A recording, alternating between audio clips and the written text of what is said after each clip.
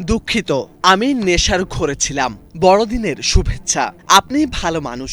চুরির পর এভাবেই ক্ষমা চেয়ে চিঠি লিখে মালিককে পাঠালো এক চোর। শুধু তাই নয়, চুরি করা প্রায় 10 লাখ টাকার মালামালও ফেরত দিয়ে যায়। এমন একটি ভিডিও ছড়িয়ে পড়ে সামাজিক যোগাযোগ মাধ্যমে।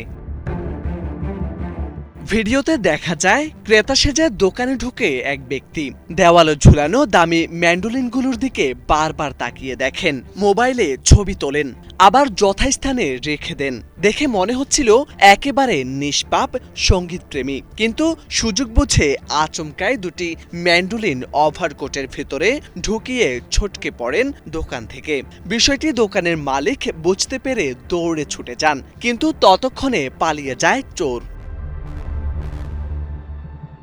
এরপর দোকানের মালিক সামাজিক যোগাযোগ মাধ্যমে সিসিটিভি ফুটেজ পোস্ট করেন, জানান ৮০ দশকের দুটি বিরল ম্যান্ডোলিন চুরি হয়ে গেছে, যার দাম বাংলাদেশি মুদ্রায় প্রায় 10 লাখ টাকা। ভিডিওটি ছড়িয়ে পড়তেই ঘটল টুইস্ট। দিন কয়েকের মধ্যেই রহস্যময় সেই চোর আবারও হাজির দোকানের সামনে।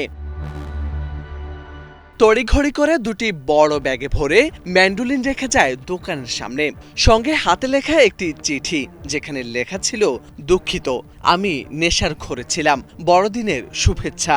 আপনি ভালো মানুষ। চিঠি রেখে আর এক মুহূর্ত দাঁড়ায়নি, চোখের পলকে ছটকে পড়েন। ২৩ ডিসেম্বর রাতে যুক্তরাষ্ট্রের উত্তর পূর্ব আটলান্টিক উপকূলে অবস্থিত নিউ জার্সির লার্ক স্ট্রিট মিউজিক দোকানে এ ঘটনা ঘটে। এরপর ম্যান্ডোলিন ফিরে পেয়ে দোকানের মালিক স্বস্তির নিঃশ্বাস ফেললেও পুলিশ কিন্তু ছাড় দিচ্ছে না। চোরকে গ্রেপ্তারের চেষ্টা চলছে।